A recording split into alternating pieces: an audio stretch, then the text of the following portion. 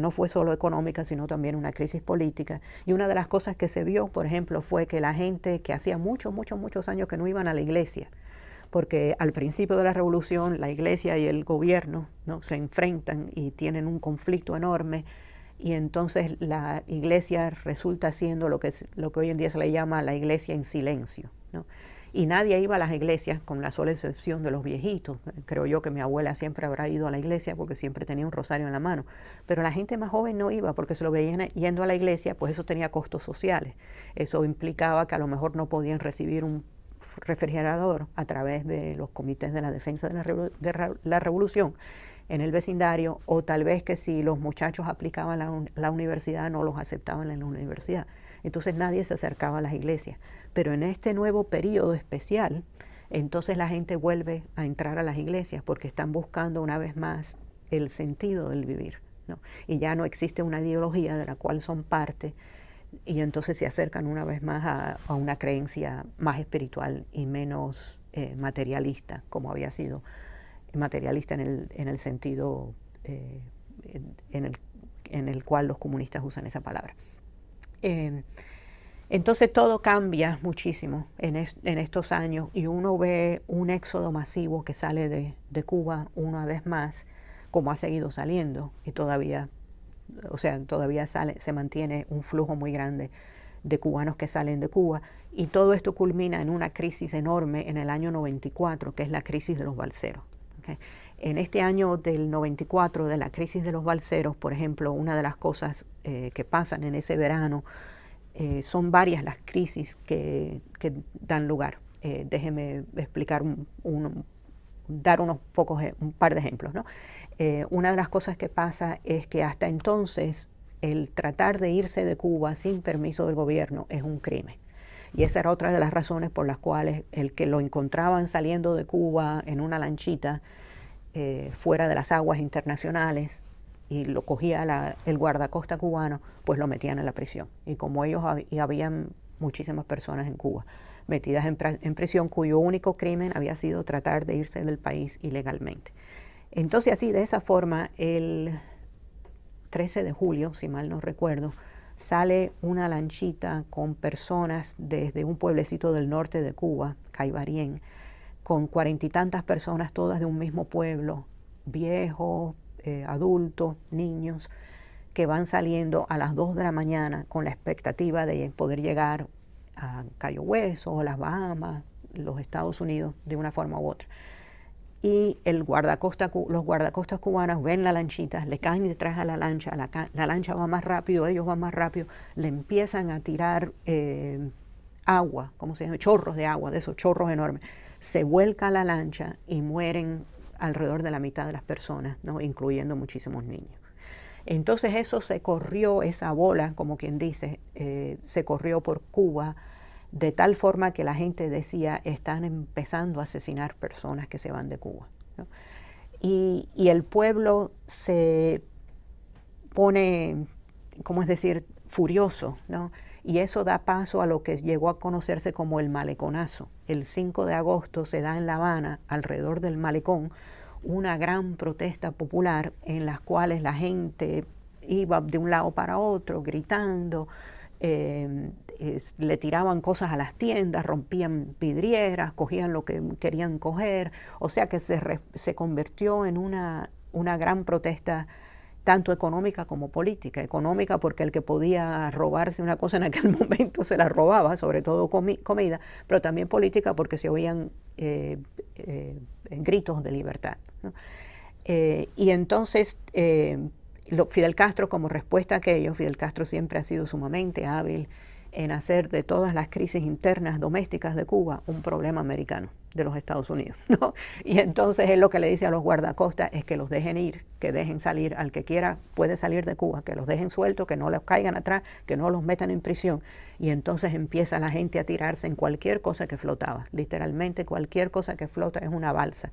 Hay veces que es un barquito, hay veces que es un barquito de vela, hay veces que es un barquito que no tiene nada, sino que va a la deriva, hay veces que es un neumático de camión, hay veces que es el que trabajaba, por ejemplo, en una industria donde venían cosas de fuera empacadas con styrofoam, se llevaba el styrofoam para su casa e iba haciendo una balsita de styrofoam, cualquier cosa que flotaba. Y así empezó a flotar gente de Cuba que salían y salían y salían. Y casi que se convirtió como en una cultura donde los muchachos jóvenes, por ejemplo, iban nadando a veces en su salvavidas y acompañaban a aquellos hasta el punto donde los podían acompañar, y entonces les decían buena suerte, les deseamos buena suerte. Y volvían los muchachos nadando a La Habana y salía aquella balsita a la deriva, ¿no?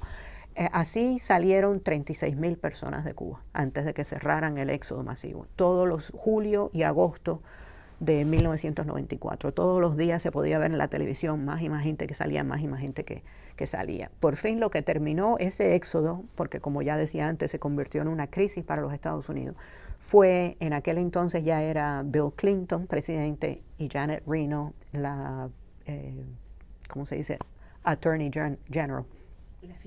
La fiscal general de los Estados Unidos. Y Janet Reno, que no tenía mucha simpatía para los cubanos, dice que ese éxodo masivo se va a parar y que esa gente nunca entrará a los Estados Unidos porque son ilegales e indocumentados que están tratando de entrar a los Estados Unidos de modo ilegítimo. Eso fue para la comunidad cubana algo extraordinario, porque siempre habían sido víctimas del comunismo, ¿no? Y de buena primera les estaban diciendo que eran indocumentados tratando de entrar a los Estados Unidos de modo ilegítimo. Bueno, ahí aquello fue algo muy grande.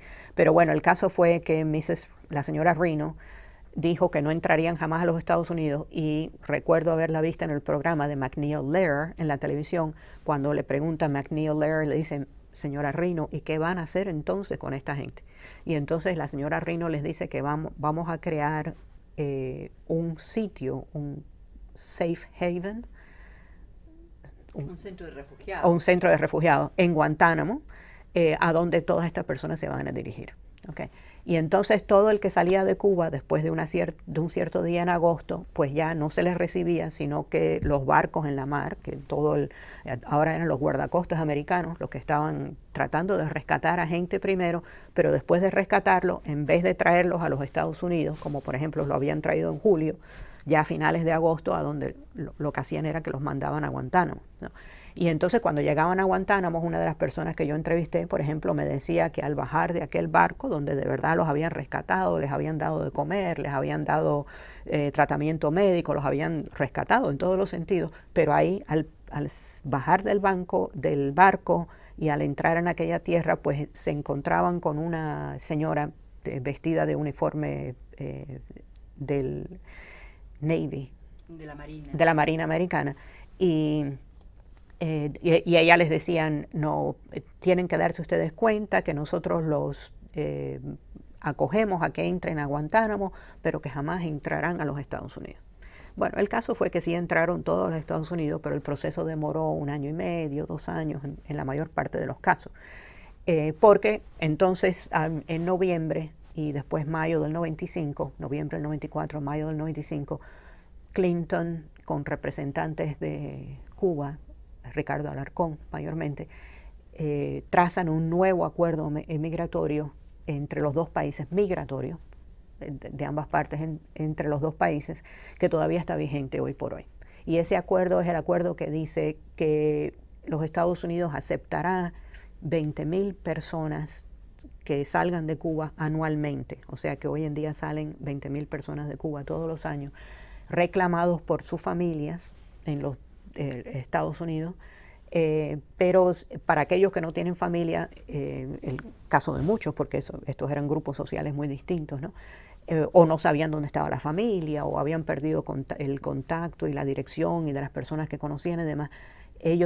Para ellos había una lotería, ¿no? Donde 5,000 personas se podían poner en una lotería a ver de verdad si salía su número, y si tenían la suerte, pues de venir a los Estados Unidos también. Desde entonces para acá, anualmente han estado llegando alrededor de 20 y tantas mil personas a los Estados Unidos.